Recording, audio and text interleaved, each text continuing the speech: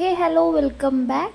അപ്പോൾ ഗൈസ് ഞാൻ ഇന്നൊരു ഈവനിങ് ആയപ്പോഴത്തേക്ക് ഒരു ചോക്ലേറ്റ് സ്പോഞ്ച് കേക്ക് ഉണ്ടാക്കിയിട്ടുണ്ടായിരുന്നു കേട്ടോ.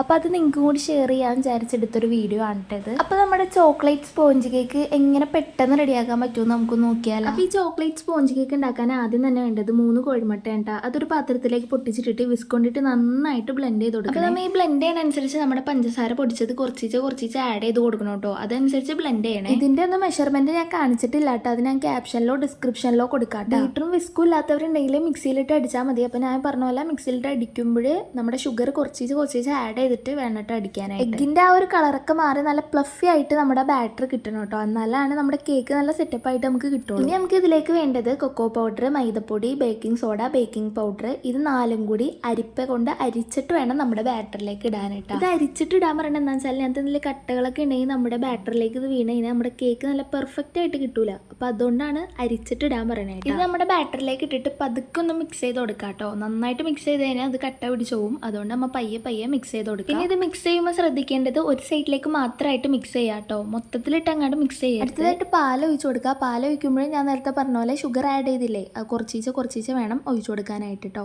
ഇനിയിപ്പോൾ പാൽ അധികം ആയിട്ടുണ്ടെങ്കിൽ തന്നെ നമ്മുടെ കൊക്കോ പൗഡറും മൈദയും കൂടി ആഡ് ചെയ്ത് ഒന്ന് സെറ്റാക്കി എടുത്താൽ മതി. പിന്നെ ഈ മുട്ടേൻ്റെ മണവും ടേസ്റ്റും മാറാനായിട്ട് നിങ്ങൾക്ക് വാനില എസൻസ് യൂസ് ചെയ്യാം കേട്ടോ. നമ്മുടെ അടുത്ത് ഈ ഒരു ചോക്ലേറ്റിൻ്റെ എസൻസ് ഉണ്ടായിരുന്നുകൊണ്ടാണ് നമ്മൾ ഇത് യൂസ് ചെയ്തത്. നിങ്ങൾക്ക് വാനില എസൻസോ ഇതോ യൂസ് ചെയ്യാം. അതും കൂടി വെച്ചിട്ട് നന്നായിട്ട് മിക്സ് ചെയ്ത് കൊടുക്കണം. പറഞ്ഞ പോലെ ഒരു സൈഡിലേക്ക് മാത്രം വേണം കേട്ടോ മിക്സ് ചെയ്യാനായിട്ട്. എന്നിട്ട് നമ്മുടെ കേക്ക് ഏത് പാത്രത്തിലാണ് സെറ്റ് ചെയ്യണമെന്ന് വെച്ചാൽ ആ പാത്രത്തിൽ ഇച്ചിരി ഓയിൽ തേച്ച് കൊടുക്കുക. എന്നിട്ട് ബട്ടർ പേപ്പർ ഇതേപോലെ വെച്ച് കൊടുക്കുക. ബട്ടർ പേപ്പർ ഇല്ലെങ്കിൽ നമ്മുടെ A4 ഷീറ്റ് പേപ്പർ ഇല്ലേ, അതിൽ ഓയിലോ അല്ലെങ്കിൽ ബട്ടറോ തേച്ചിട്ട് ഈ ഒരു റൗണ്ട് ഷേപ്പിൽ കട്ട് ചെയ്തിട്ട് വെച്ച് കൊടുത്താൽ മതി. എന്നിട്ട് നമ്മുടെ കേക്കിന്റെ ബാറ്ററി പാത്രത്തിലേക്ക് ഒഴിച്ചു കൊടുത്തിട്ട് നന്നായിട്ട് ടാപ്പ് ചെയ്ത് കൊടുക്കണം കേട്ടോ. ബബിൾസ് ഒക്കെ ഉണ്ടെങ്കിൽ അതൊക്കെ പോകാനായിട്ടാണ്. അപ്പോൾ നന്നായിട്ട് ടാപ്പ് ചെയ്ത് കൊടുക്കുക. അപ്പോൾ ഇതേ നമ്മൾ ബേക്ക് ചെയ്തെടുത്തേക്കുന്നത് ഇഡ്ഡലി ചെമ്പിലാണ് കേട്ടോ. അപ്പോൾ നമ്മുടെ കേക്ക് നല്ല സെറ്റപ്പ് ആയിട്ട് പൊങ്ങിയൊക്കെ വന്നിട്ടുണ്ട്. എന്നിട്ട് ആ പൊങ്ങി വന്നേക്കണ കേക്ക് കൈപ്പൊള്ളാണ്ട് എടുത്ത് താഴത്തേക്ക് വെക്കുക. അതേ നമ്മുടെ കേക്ക് നല്ല സോഫ്റ്റ് ആയിട്ട് കിട്ടിയിട്ടുണ്ട്. അപ്പോൾ അതേ നമ്മൾ കുറച്ചും കൂടി അലങ്കാരത്തിന് വേണ്ടി ചോക്ലേറ്റ് ഒക്കെ ഉണ്ടാക്കിയിട്ടുണ്ടായിരുന്നു കേട്ടോ. അപ്പോൾ അതിൻ്റെ റെസിപ്പി വേണമെങ്കിൽ കമൻറ്റ് ചെയ്താൽ മതി. അപ്പോൾ അത്രയൊക്കെ തന്നെ ഉള്ളൂ. അടുത്ത വീഡിയോ ഒക്കെ ആയിട്ട് സബ്സ്ക്രൈബ് ചെയ്യാൻ മറക്കണ്ട.